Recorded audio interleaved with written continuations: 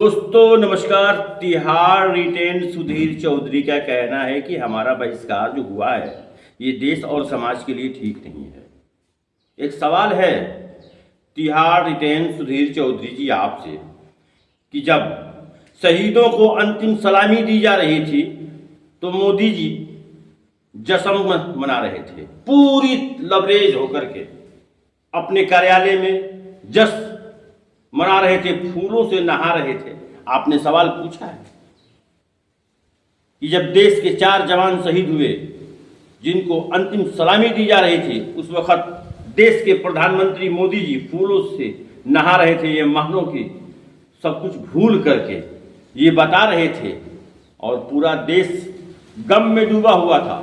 और आपने एक बार ये सवाल पूछा है, इसीलिए मजबूर होकर के आपको कहना पड़ रहा है कि आप बार बार जो ये मोदी चालीसा पढ़ रहे हैं उसी की देन है कि इंडिया गठबंधन ने आपको और उन 14 पत्रकारों को बहिष्कार कर दिया जिनके कार्यक्रम में अपने प्रवक्ताओं को भेजने से मना कर दिया। सीधा तौर से ये कहा कि इनके चैनल के माध्यम से आपको नहीं बैठना है, इनके बीच नहीं जाना है, इनको बहिष्कार करना है। और आज आपको मिर्ची लग रही है, आप चिल्ला रहे हैं कि देश और समाज के लिए ठीक नहीं है। अरे देश और समाज के लिए आप जैसे लोग ठीक नहीं हैं जो सिर्फ एक पार्टी के प्रवक्ता बन करके बैठ गए हैं। आपको एंकर कहना, आपको मीडिया कहना तिहाड़ रिटेन जी गलत होगा।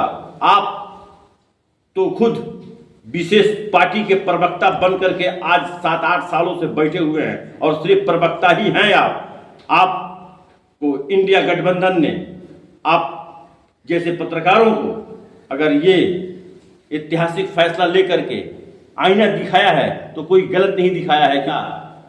तो आप पढ़ते नहीं है, सिर्फ मोदी चालीसा पढ़ते हैं। तो मोदी चालीसा अगर पढ़ेंगे देश के अंदर तो समाज और देश के लिए ये भी ठीक नहीं है। क्योंकि आपको सवाल करना चाहिए मोदी जी से कि मोदी जी आप जब जश्न मना रहे थे तो उस वक्त देश के 4 जवान जो शहीद हुए उनको अंतिम सलामी दी जा रही थी। मोदी जी आप देश के मालिक हैं, देश के सबसे ऊपर कुर्सी पर बैठे हैं। आपने एक बार संज्ञान लिया कि अंतिम सलामी देश में उन जवानों को ली जा रही है जिसमें देश के 2 ऐसे जवान थे जिन्होंने इसी साल 2023 में मेडल मिला हुआ है और उनको अंतिम सलामी दी जा रही है। लेकिन नहीं, आप ये सवाल नहीं पूछेंगे क्योंकि आप तो मोदी चालीसा पढ़ते हैं। और मोदी चालीसा पढ़ने वालों के खिलाफ अगर इंडिया गठबंधन ने ऐसा ऐतिहासिक फैसला लिया है तो कोई गलत नहीं लिया है। क्योंकि आप जैसे पत्रकारों को, आप जैसे एंकरों को एंकर और पत्रकार कहना भी गलत होगा।